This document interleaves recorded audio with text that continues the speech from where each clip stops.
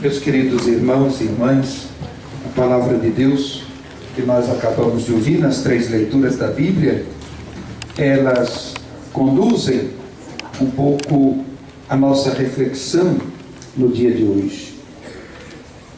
Um primeiro pensamento importante é percebermos que a morte é uma realidade de cada dia.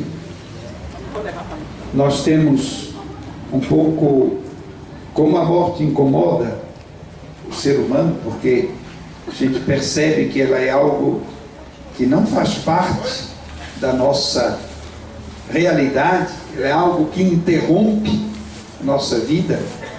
Então a gente tem a tendência, muitas vezes, de colocá-la de lado, esquecê-la, camuflar um pouquinho.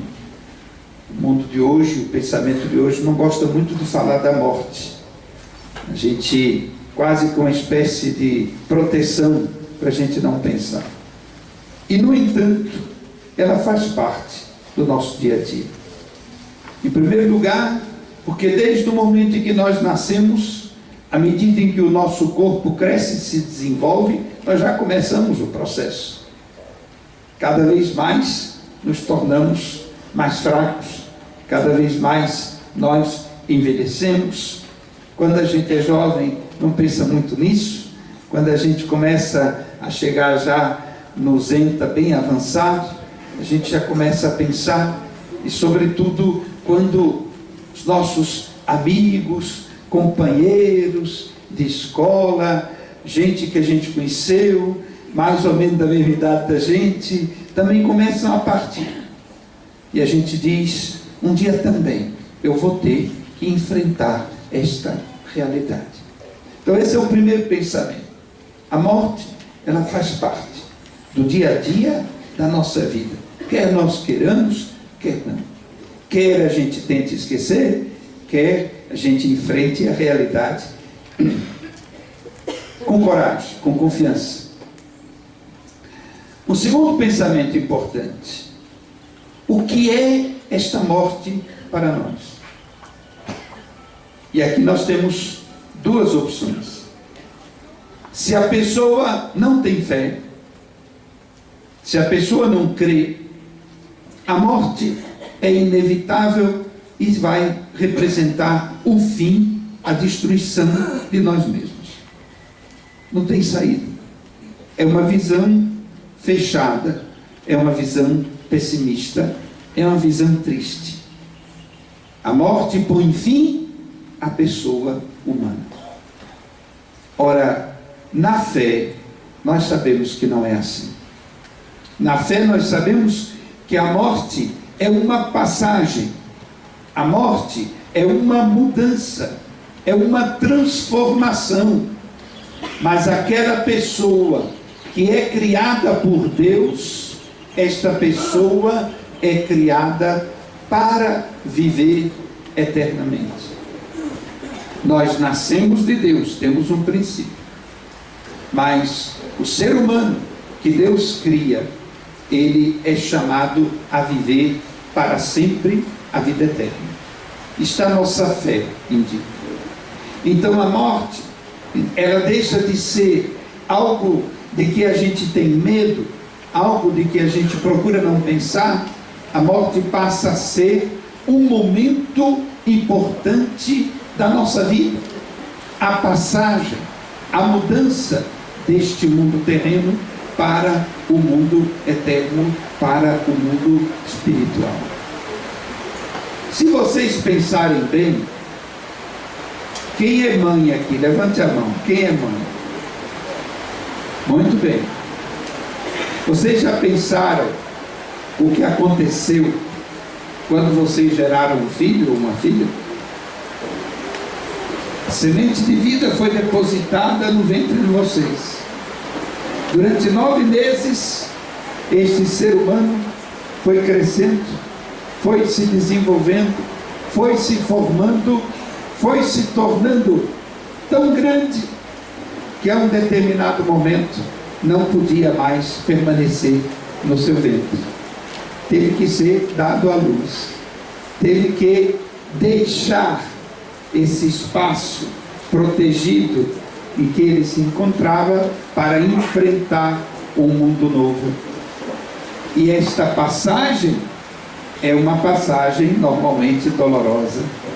Esta passagem normalmente é uma passagem de sofrimento, tanto para o bebê quanto para a mãe que está dando a luz, não é assim? Vocês já pensaram que a morte se assemelha bastante ao nascimento? Também o ser humano, uma vez que ele é dado à luz, ele vem a esta terra, ele olha espantado para essa realidade nova e vai aprendendo a viver nesta realidade nova. Aprende a caminhar, aprende a se alimentar, vai amadurecendo, se torna um ser adulto, mas vai chegar também um momento em que este mundo já não é mais suficiente para acolher esta vida. E temos quase que um novo parto, uma passagem que também é feita no sofrimento, também é feita na dor, uma passagem deste mundo estreito, deste mundo limitado no tempo e no espaço, para o coração infinito de Deus.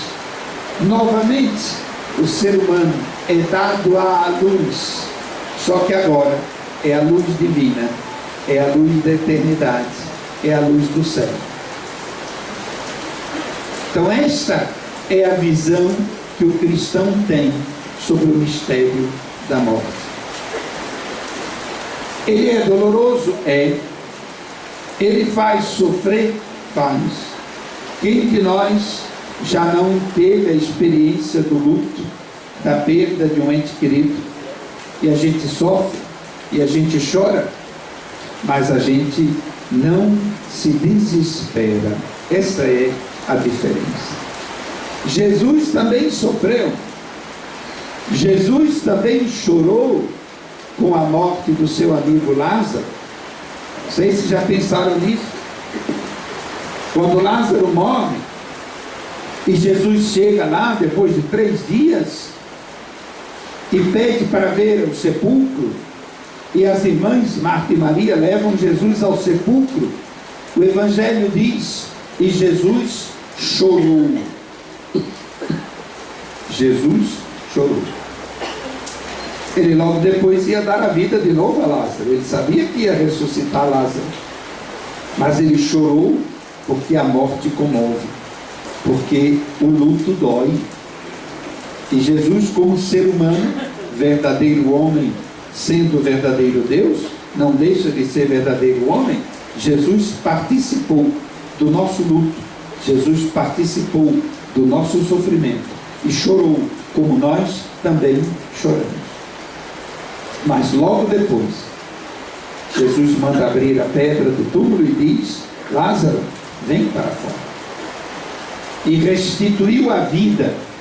Este milagre da ressurreição de Lázaro não foi somente para dar àquela vida mais uns anos de vida terrena, porque Lázaro também morreu pela segunda vez, porque a morte faz parte da vida. A ressurreição de Lázaro foi como um sinal para nós crermos na vida eterna. É a conversa de Jesus com as irmãs. Quem crê em mim, ainda que esteja morto, viverá e viverá para sempre.